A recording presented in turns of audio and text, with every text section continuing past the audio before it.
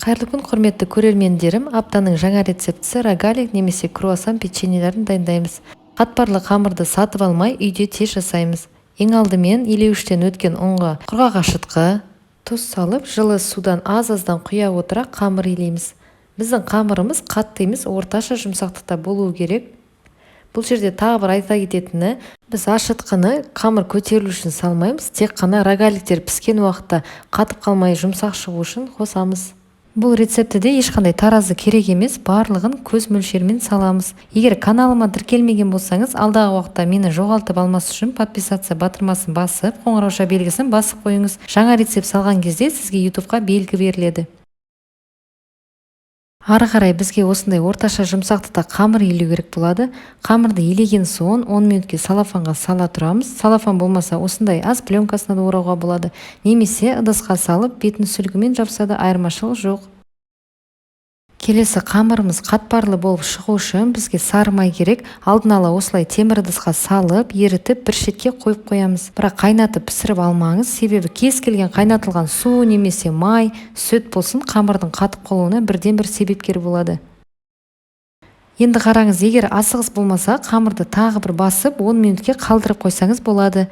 Әрине тез жасау керек болса, ары қарай қамырыңызды жая бересіз.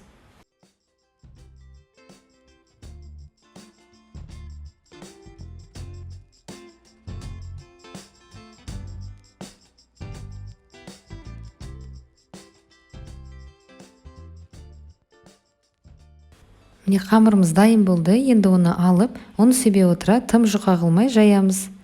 Жайғаннан кейін қамырдың үстіне еріген сары майды құямыз да бір келкі болғанша жағып шығамыз. Бұл жасап жатқан қатпарлы қамырымыз универсал болады, яғни тек қана рогаликке ғана емес, осы самса, круассан, түрлі пирогтарға да қолдана берсеңіз болады.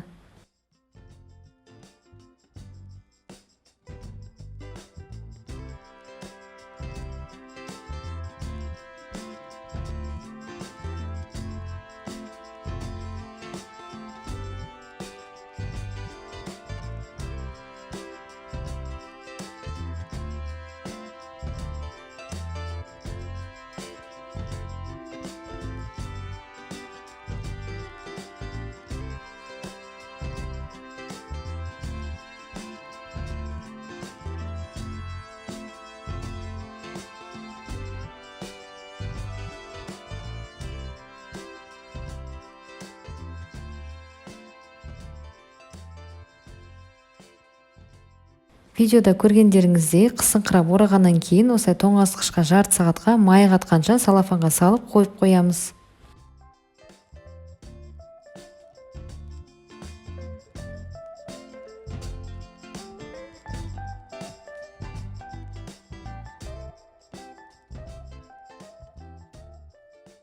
Енді бөліктерге бөліп, әр бөлікті дөңгелектейміз. Менде диаметрі 20. Өзіңіздің қалауыңызбен кез келген салманы саламыз.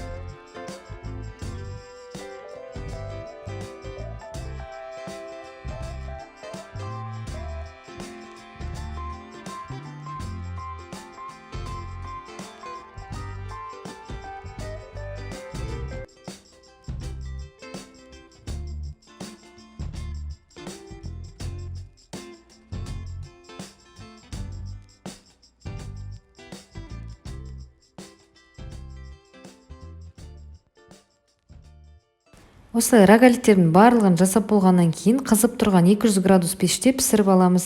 Қатты қызартпаңыздар, рогаликтеріңіз қатып кетеді.